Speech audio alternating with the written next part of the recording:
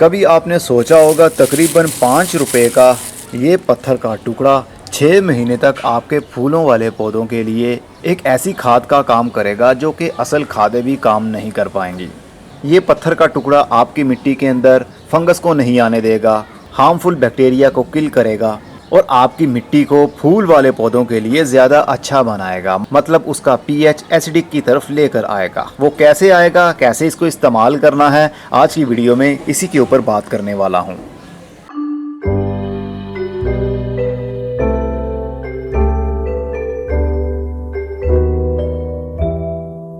ये 5 रुपए का टुकड़ा जिसको फटकरी कहते हैं, फटकरी भी कहते हैं, इंग्लिश में एलम कहते हैं और एल्यूमिनियम सल्फेट भी कहते हैं। ये वो पत्थर है जो हज़ारों सालों से इस्तेमाल भी होता आ रहा है, लेकिन आजकल थोड़ा ज़माना मॉडर्न हो गया है।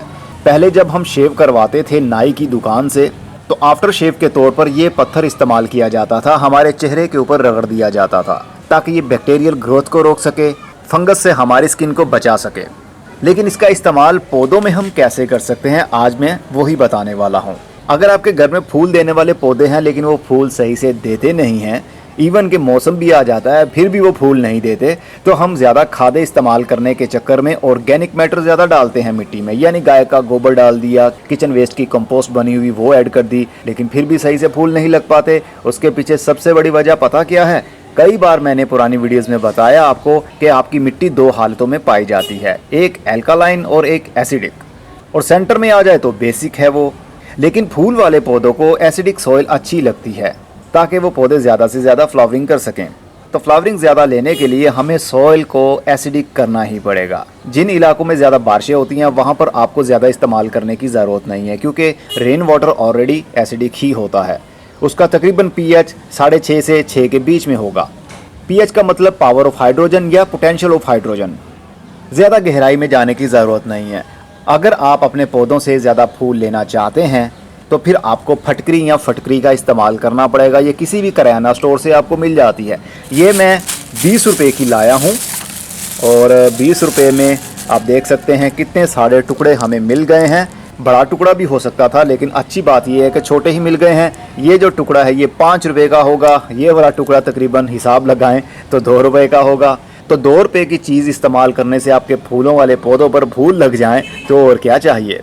इसका इस्तेमाल मैं आपको बताता हूँ, बहुत आसान है। इसको सॉइल कंडीशनर के तौर पर भी आप इस्तेमाल कर सकते हैं, एंटी बैक्टीरियल के तौर पर भी, एंटी फंगल के तौर पर भी आप इस्तेमाल कर सकते हैं। बस एक छोटा सा टुकड़ा ले लीजिए, उसको कूट लीजिए या फिर उसका पाउडर बना लीजिए। 1 टीस्पून आपने 1 लीटर पानी में डालना है। ये फौरी डिज़ोल्व भी हो जाएगा क्योंकि ये वाटर सोल्यूबल होता है और पौधों की जड़ों में वही खाद जा पाती है जो वाटर सोल्यूबल हो, यानी पानी के अंदर फौरी हल हो जाए। तो ये हल हो जाएगी पानी के अंदर। तो जैसे ही आप मिट्टी में डालेंगे तो मिट्टी का पीएच भी थोड़ा एसिडिक होगा और साथ में जड़ों के अंदर भी उसका असर जाएगा पानी के साथ। तो वो असर टहनी और फूलों में भी जाएगा तो पौधा ज़्यादा से ज़्यादा फूल देगा। अब इस पानी के अंदर मैंने 1 टुकड़ा थोड़ी देर पहले ही डाला है, ये वाला। तो पाउडर बना लेंगे तो ये जल्दी डिज़ोल्व हो जाएगा। और करना क्या है आपने फूल देने वाले पौधों के लिए, जैसा कि हमारा गुलाब का पौधा है, फूल दे रहा है बहुत अच्छे से, लेकिन हम चाहते हैं ज़्यादा से ज़्यादा मौसम में फूल लगें क्योंकि सर्दी के दिन आ रहे हैं और सर्दी के दिन में ज़्यादा फूलों का सीज़न रहता है गुलाब के लिए। तो इसकी जड़ों के पास में या कहीं भी हम कम से कम 1 गिलास पानी डाल देंगे, यानी 1 लीटर पानी के अंदर 1 चम्मच आपने ये पाउडर डालना है। उसको मिक्स कर लीजिए और फिर 1 गिलास एक गमले के अंदर डाल सकते हैं। 12 इंच का गमला है 1 गिलास डालिए, 24 इंच का गमला है 2 गिलास डाल दीजिए। बस इसमें पानी ऐड करना है, ना कि बहुत ज़्यादा ओवर यूज़। ऐसा नहीं है कि 1 लीटर पानी एक टाइम में ही हम दे दें, तो ऐसे में ज़्यादा मिट्टी एसिडिक होने की वजह से आपके पौधे की जड़ें ही मुरझा जाएंगी। थोड़ी थोड़ी सी डोज दीजिए, इससे बहुत फ़ायदा होगा। अब ये कीड़ों को भगाने के लिए भी इस्तेमाल किया जा सकता है, वो भी बताता हूँ कैसे। लेकिन उससे पहले इसका पानी जो इसके अंदर हमने फटकरी को घोल लिया है, अब ये पानी उन पौधों के लिए बहुत अच्छा है जहाँ पर ज़्यादा मोस उग जाती है, यानी हरापन ज़्यादा आने लगता है। जैसा कि ये तना है, यहाँ पर स्नेल भी यहाँ पर है, तो स्नेल को भगाने के लिए या कीड़ों को भगाने के लिए या फंगस को ख़त्म करने के लिए पौधे के तने के पास में इस पानी को ब्रश की मदद से लगा देंगे।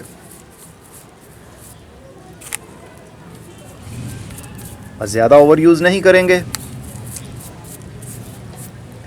इससे क्या होगा कि यहाँ पर पानी थोड़ा सा तीखा हो जाएगा, कड़वा सा हो जाएगा, खट्टा हो जाएगा।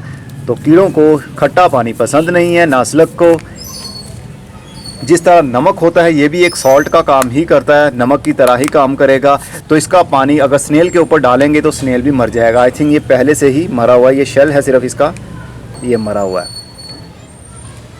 तो इस तरह आपके पौधे के तने के ऊपर कीड़े भी नहीं चढ़ेंगे, स्लग भी नहीं चढ़ेंगे, ना स्नेल चढ़ेंगे, क्योंकि स्नेल जब पौधे के ऊपर चढ़ जाते हैं तो फिर पत्ते खाना शुरू कर देते हैं, पत्तों के अंदर होल्स होने लगते हैं, सुराख होने लगते हैं, जैसा कि ये देख सकते हैं आप। ये स्नेल्स का किया धरा है। एक फ़ायदा ये हो गया। दूसरा फ़ायदा, अगर आपकी मिट्टी के ऊपर ग्रीन मॉस उग गई है, अभी ये बरसात के मौसम में और सर्दी के मौसम में अक्सर होता है, तो उस पौधे के तने के पास भी आप इसी तरह पानी लगा सकते हैं ताकि उसके ऊपर ग्रीन मॉस ना चढ़े और ना ही कोई कीड़े चढ़ें।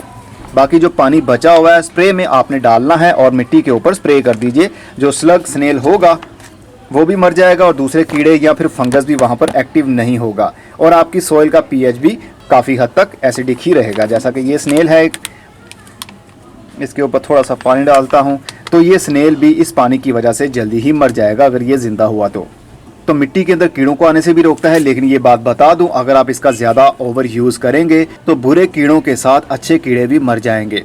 मिट्टी के अंदर माइक्रोब्स पैदा होते हैं, कुदरत की तरफ से ही फंगस भी मौजूद होता है और साथ में कीड़े भी मौजूद होते हैं, जो बैक्टीरिया के रूप में भी होते हैं और इंसेक्ट के रूप में भी। अगर हम ज़्यादा ओवर यूज़ इस पानी का करेंगे, यानी फटकरी ज़्यादा डालेंगे मिट्टी के अंदर, तो फिर सारे कीड़े ही मर जाएंगे, तो फिर सॉइल डेड भी हो सकती है, यानी डेड सॉइल के अंदर कोई ज़िंदगी नहीं होगी। इसलिए इसका पानी का इस्तेमाल करें, लेकिन कम करना है, जैसा मैंने आपको बताया है। सिर्फ मिट्टी के पीएच को थोड़ा एसिडिक करने के लिए, ताकि मौसम आने पर फूलों वाले पौधों के लिए ज़्यादा अच्छी कंडीशनर मिट्टी मिल सके, तो फूल ज़्यादा से ज़्यादा लगेंगे, भले वो गर्मी के दिनों के फूल हों या फिर सर्दी के दिनों के फूल। हर फूल वाले पौधे के लिए, चाहे वो सीजनल फूल हो, चाहे वो पेरेनियल पौधा हो, हर किस्म के फूल वाले पौधे के लिए आप इसका इस्तेमाल करेंगे तो यकीन मानिए 1 महीने से पहले पहले ही आपको रिजल्ट मिलने लगेगा। उसकी वजह यह है कि ये डिज़ोल्वेबल है, ये डिकम्पोज करने की ज़रूरत नहीं है। पाउडर बनाइए, पानी के अंदर डालिए, कुछ ही मिनट्स के अंदर अंदर आप देखेंगे वो सारा इस पानी के अंदर हल हो गया। जितना वेस्ट होगा वो नीचे बैठ जाएगा पानी के, जितना डिसॉल्वेबल होगा मटेरियल वो सारा पानी के अंदर हल हो जाएगा, और उस पानी को अगर आप टेस्ट करेंगे तो आपको फौरी तौर पर नमकीन पानी लगेगा। तो इसका मतलब समझ लीजिए ये वो केमिकल खाद आप इस्तेमाल कर रहे हैं जो बाजार से लाते हैं, पानी में मिक्स करते हैं और पौधे के ऊपर स्प्रे करते हैं और मिट्टी में भी डालते हैं। लेकिन इसका स्प्रे आपने पौधे के पत्तों के ऊपर या फूलों के ऊपर नहीं करना। कीड़े मारने के लिए भी इसका इस्तेमाल पत्तों के ऊपर नहीं करना, नहीं तो पौधे के पत्ते पीले हो जाएंगे, मुरझा जाएंगे और फिर पौधा ऊपर से ग्रोथ रोक भी सकता है। इसका इस्तेमाल सिर्फ और सिर्फ आपने मिट्टी के अंदर करना है, या फिर ब्रश की मदद से इसका पानी तने के ऊपर लगाना है। पत्तों के ऊपर इसको लगाने से बचिएगा, नहीं तो आपके पौधे की ग्रोथ भी रुक सकती है। तो ये एक सिंपल सी चीज़ है जो कि करियाना स्टोर से और पंसारी स्टोर से आपको मिल जाती है। लाइए आज ही इस्तेमाल कीजिए। याद रखिएगा, इसका ज़्यादा इस्तेमाल करने की वजह से मिट्टी के अंदर जो केचुए होंगे वो भी मर सकते हैं अगर आप ज़्यादा पानी इसका इस्तेमाल करते हैं। तो बस जितनी डोज़ आपको बताई है इससे ज़्यादा इस्तेमाल नहीं करना। ये डोज़ मैंने गमले के हिसाब से बताई है आपको। अगर आपके पौधे ज़मीन के अंदर लगे हुए हैं तो फिर 1 लीटर पानी के अंदर 1 चम्मच घोलिए और उस 1 लीटर पानी को 10 लीटर सादे पानी में मिक्स कर लीजिए। वो 10 लीटर पानी आप जैसे ग्राउंड में डालते हैं पौधे के पास में 2-2, 3-3 ग्लास डालते रहिए, महीने में 1 बार। हर हफ्ते इसका इस्तेमाल नहीं करना, क्योंकि ये खाद नहीं है, ये सिर्फ आपका सॉइल कंडीशनर है। सॉइल के पीएच को एसिडिक की तरफ लेकर आएगा। अगर बहुत ज़्यादा हर हफ्ते इसका इस्तेमाल करते रहेंगे तो मिट्टी ज़्यादा एसिडिक हो जाएगी। हो सकता है कि उसकी रीडिंग 3.5 हो जाए या 2.0 हो जाए या 1 हो जाए, तो फिर आपके पौधे ज़िंदा नहीं रह पाएंगे। फूलों के लिए जो पीएच की रिक्वायरमेंट है वो 5.0 से लेकर 6.5 तक है। इससे ज़्यादा ऊपर जाएगा तो सॉइल एल्कालाइन हो जाएगी, अगर इससे कम होगा तो सॉइल मज़ीद एसिडिक हो जाएगी। मज़ीद एसिडिक होने की वजह से मिट्टी के अंदर जो खाद पड़ी होगी पौधा उसको इनटेक नहीं कर पाएगा। अगर बहुत ज़्यादा एल्कालाइन हो जाती है, मतलब उसकी रीडिंग 8.0 से ऊपर जाने लगती है, तो फिर इसका मतलब पौधा तब भी मिट्टी से पड़ी हुई खाद को हासिल नहीं कर पाएगा। इसलिए एक बैलेंस रखना पड़ेगा आपको, जिसको 7.0 कहते हैं। 7.0 में आपका हर किस्म का पौधा मिट्टी के अंदर पड़ी हुई खाद को हासिल कर सकता है, लेकिन फूल वाले पौधे उस मिट्टी से भी खाद को हासिल कर लेते हैं जिसका पीएच 5.0 से लेकर 6.5 तक होगा। तो आपको मेजर करने की ज़रूरत नहीं है, महीने में सिर्फ 1 मरतबा आपने इसी को रिपीट करते रहना है फूल वाले पौधों के लिए। नॉर्मल पौधे जिन्होंने सिर्फ पत्ते ही देने हैं उनके अंदर इस्तेमाल करने की ज़रूरत भी नहीं है। अब मैं चलता हूँ, अपना बहुत सा ख्याल रखिएगा। खुदा हाफिज़।